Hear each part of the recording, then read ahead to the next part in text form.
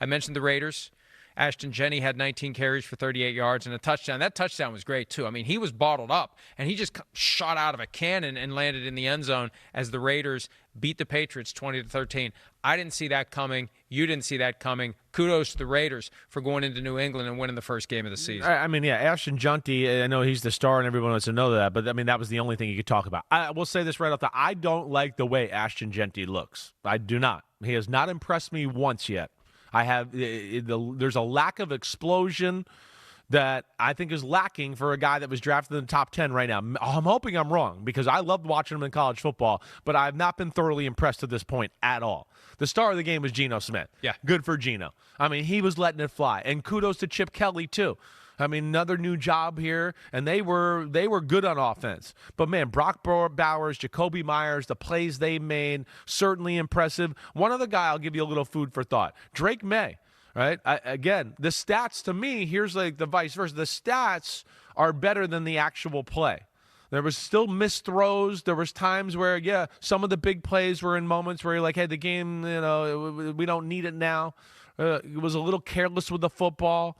So that's something to look to going forward too. But Raiders, big win for them on the road in Pete Carroll's first game. Well, and not having Christian Watson on the corner. Oh, you mean Christian Gonzalez? Christian Gonzalez. Yeah, right. Who's Christian Watson? Christian Watson on the Packers, right? But that's a big deal. That hurt. Brought that well, up. because Yeah. Bowers is the guy you've got to cover, so you got to have a plan. So you got to be able to put Gonzalez on a receiver and come up with something else to contain Bowers, and it just didn't work. For everything the Patriots have done, and I've been optimistic about their chances to get to the postseason, I'm not ready to give up on them after one game. No. The cupboard is still not as stocked as it needs to be from a talent standpoint, and we'll see how that plays out. And the one thing on Jeanty before we move on, you said this back around the draft time, and this is something I'm going to be watching for. He was dominant against lesser opponents. When they played Penn State, he wasn't the same guy, and it's going to be Penn State every week now. Exactly right. I think it's something to look forward to, for sure. Yeah, I don't know how I feel about him. I'm rooting for him, but he's definitely not caught my eye to this point. Travis Hunter made his debut for the Jacksonville Jaguars in a game against the Panthers that was delayed 1 hour and 16 minutes by lightning. Hunter played extensively on offense, only 6 snaps on defense, and that isn't what we really expected. And look, all that talk about why they traded up from 5 to 2, we're getting 2 players in one. Well, if you're not going to use him, what was the point? And your head coach is saying he could win both offensive and defensive rookie of the year. He ain't going to win defensive rookie of the year with 6 snaps a game. So I don't get it. And they had a long break.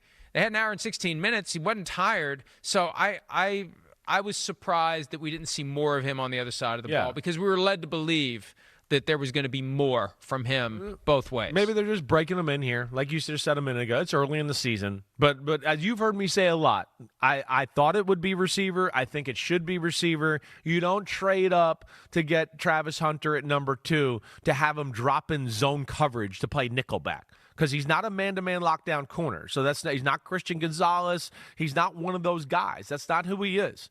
Right? He's just a good defensive football player, but you're not going to trust him man-to-man against good corners. I mean, the Colorado didn't even want to put him on Tetaroa McMillan when they played Arizona last year in the regular season.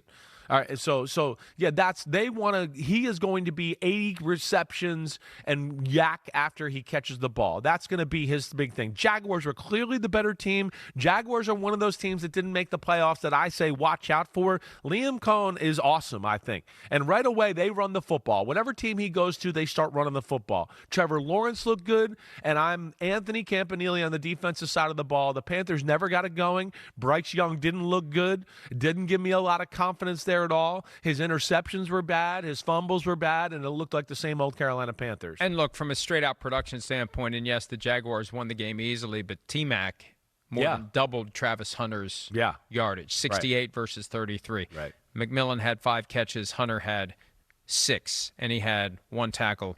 Hi, it's Mike Florio. Thanks for watching PFT on YouTube. Hit subscribe for the latest news and analysis from Pro Football Talk.